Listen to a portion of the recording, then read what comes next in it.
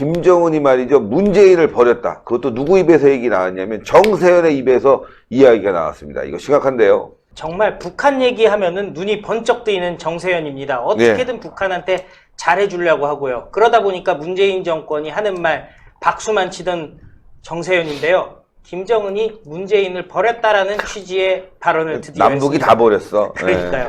정세현이요. 기자들에게 이렇게 얘기합니다. 북한의 전날 중대 실험에 대해서 기자들이 물어보니까요.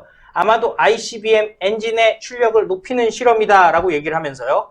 북한은 크리스마스 때 사거리가 더 나가는 ICBM 또는 ICBM 여러 대를 한꺼번에 고출력 엔진, 고체 연료를 써서 발사하는 장면을 보여줄 것이다 라고 해서요. 크리스마스 선물은 ICBM 한 대도 아니고 여러 대일 것이다 라고 정세현이 얘기를 했습니다. 자, 신의 한 수만 얘기하는 게 아니고요. 외신도 얘기하고요. 정세현도 ICBM 쏜다고 얘기를 하고 있습니다. 자, 잘 들으셔야 돼요. 정세현은요. ICBM 한 발이 아니라 여러 발이라고 얘기를 하고 있습니다. 그러면서 북한의 의도를 얘기해 줍니다. 근데 이상하게 정세현은요. 북한 얘기할 때 우리라는 단어를 써요. 이제 우리는 북한. 핵 강국에 이어서 ICBM 강국이 됐기 때문에 이제는 협상 안 한다. 협상을 하려면 ICBM도 있고 핵폭탄도 가지고 있는 나라들끼리 군축 협상을 하면 된다라고 얘기할 거라는 거예요. 그러면서 미국, 러시아, 중국, 북한 네 나라의 동북아 지역에서의 핵 군축 협상을 하자는 식으로 나올 가능성이 온다. 이렇게 되면 어떻게 되느냐? 바로 한국이 빠져버린다는 거예요. 예, 북한, 러시아, 중국, 미국은 다 핵이 있으니까 자기네끼리 핵 군축. 그러니까 지금까지는 6자 회담 얘기를 했는데 일본, 한국은 핵이 없으니까 빠지세요. 그래서 4자 회담인데 같은 편이 러시아, 중국, 북한이 한 편이 되고 미국은 한 국가만 한 편이라는 얘기죠. 그래서 모양이 아주 나쁘게 될 것이다. 북한이 이제 한국을 완전히 무시하는 그림으로 갈 것이다 얘기를 하면서요. 실험에 성공했다고 어제 발표를 한 후에 김성 유엔 북한 대사가 이제 비핵화 문제는 협상 테이블에서 내려놨다라고 얘기를 하는데 이 얘기가 뭐냐? 이제 비핵화는 없다라는 얘기죠. 핵 문제를 가지고 미국과 협상할 일은 없다. 핵 보유는 이미 기정사실로 하고 핵 보유국, 미사일 강국 이런 나라들끼리 군축회담만 하겠다. 핵을 없애는 그런 식의 회담은 더 이상 하지 않겠다라고 정세현이 북한의 대변인이니까 얘기를 해줬습니다. 그러면서 문재인과 트럼프가 통화한 거 이거 어떻게 생각하느냐고 물어봤더니 트럼프 대통령이 기자들에게 나와 김정은의 관계는 좋은데 문재인과 김정은의 관계가 좋은지는 모르겠다. 곧 알아내게 될 것이다. 라고 얘기하면서요. 뭐 따지고 본다면은 문재인과 트럼프 관계가 안 좋다는 얘기 아니겠습니까? 그쵸. 김정은과 관계 좋다라는 얘기, 못 믿겠다라는 얘기 아니겠습니까? 곧 알아내게 될 것이다. 이렇게 얘기를 한 것을 보면은 아마 트럼프가 문재인한테 미션을 준 것이 아니냐라고 정세현이 얘기를 하고 있습니다. 그리고 문재인 혹시 카드가 있느냐라고 기자들이 물어보니까요. 이렇게 대답을 했습니다. 아무것도 없다. 문재인은 카드가 없다. 작년 4.27 판문점 선언, 9.19 평양선언에서 합의했던 것들을 미국의 견제 때문에 하나도 이행 못했다. 일단 미국 핑계는 됐지만 하나도 이행을 못한 거죠. 뭐냐면 금강산 열어주고 개성공단 다시 시작하고 뭐 이런 거 아니겠습니까? 제재 완화해주고 하나도 약속을 지키지 못했기 때문에 북한은 한국 정부에 대해서 기대를 접었다라고 한다라고 들었다는 거예요. 그 얘기 무슨 얘기냐? 김정은이 문재인을 버린 거예요.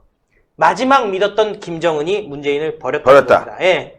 그러면서 이렇게 얘기합니다. 미국이 셈법을 바꿨다는 이 얘기를 확실하게 해서 문재인이 김정은을 만나든지 아니면 특사라도 보내서 셈법을 바꿀 테니까 일단 나와라 하는 식으로 보장을 해준다면 몰라도 그게 없으면 북한은 결국 새로운 길을 가겠다. ICBM 쏘겠다. 한 발도 아니고 여러 번 쏜다. 그걸 바꾸기 어려울 것 같다라고 얘기를 하면서 시간이 없다라고 얘기를 했습니다. 이에 대해서 마크 에스퍼 미 국방장관 이렇게 얘기합니다.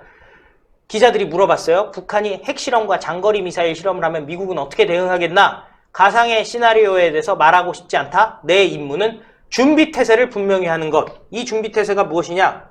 바로 전시체제라는 거죠. 최선의 방법은 정치적 합의인데 희망이 없다면 다시 전시체제로 들어가겠다라고 얘기를 했습니다. 그런데요. 또 북한이 여기다가 불을 지릅니다. 김영철이 이렇게 얘기했습니다.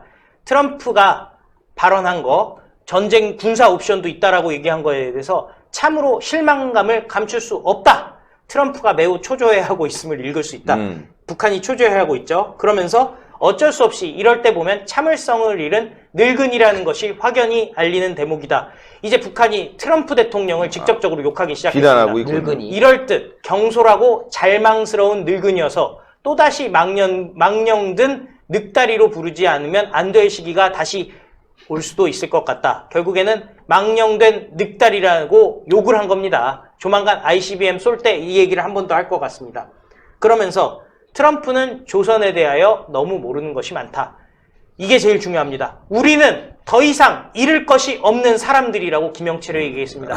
잃을 것이 없는 사람들이 하는 막 가자 일. 이거죠. 갈 거 없다 이거죠. 그렇죠. 미사일 쏩니다. 제가 그동안 미국 본토에는 안 쏠 거라고 얘기했는데 잃을 것이 없는 사람들이 어디 쏠지 저도 이제는 예측을 못하겠습니다. 예. 아, 정말 그 어려운 상황이 돼버렸어요. 예, 지금 문재인 정권이 뭐 남북대화 한다고 하면서 여러 가지 했지만 결국 원점으로, 아니, 더 나쁜 상황으로 돌아가 버렸습니다.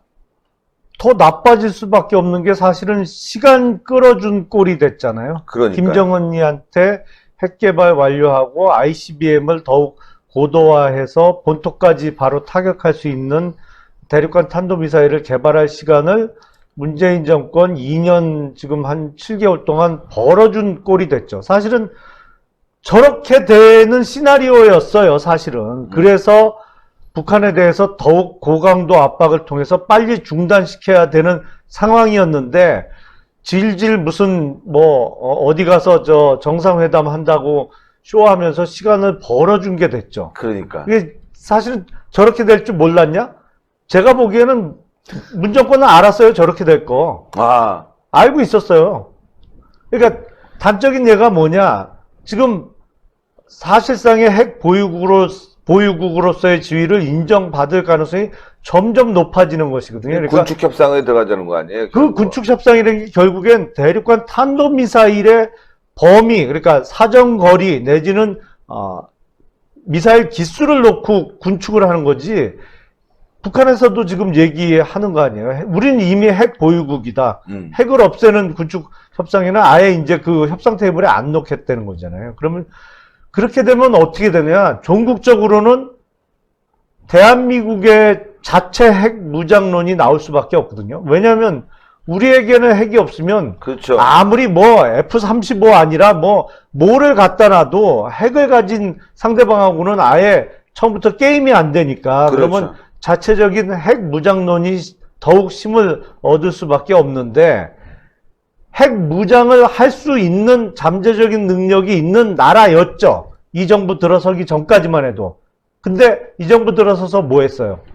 원자력 발전 포기 정책 펼치면서 바로 그 해부터 원자력 공학과는 미달학과가 됐고, 원자력을 전공하던 석사 박사 과정들은 전공을 바꿔버렸고, 이미 있던 원자력 관련 전문가 집단은 해외로 취업해서 나가버렸잖아요. 지금도 나가고 있고. 이제는 불과 조금만 더 지나가면 자체 핵무장을 하기로 결론을 내고 추진하려고 해도 인력이 없어서 못하는 상황을 만들고 있어요, 지금. 예. 사실은 이 상황이 벌어질지 몰랐다고요? 알고 있었어요, 제가 보기엔. 틀림없이. 이게 북한과 결탁된 정권이라는 거죠. 결국은 말이죠. ARS 1877-1477도 많이 해주십시오. 저희가 유시민의 알릴레오, 그 알리올리온지, 그 뽕갈레온지 있지 않습니까? 그 사람들도 5만 명이라고 하는데, 저희가 아직 5천 명 정도 되는 것 같습니다. 여러분들이 더 성원해 주시면은 그 대열에 저희가 함께 할 수 있습니다. 저희가 그 반열에 올라서 뒤에서 빵빵하게 후원받고 있는 그 좌파 매체들에 맞서서 당당하게 방송을 해야 되지 않겠습니까? 그 과정에 여러분들이 함께 해주셔야 됩니다. 정기결제 한 달에 한 번 10,000원 이상 많이 좀 후원해 주시면 좋겠고요. 신용카드 결제를 저희는 추천하고 있습니다. 휴대폰 결제가 잘 안 되셔가지고 신용카드를 저희는 좀 권하고 있고요. 그리고 결제 금액 10,000원, 20,000원, 50,000원 중에서 선택하실 수가 있습니다.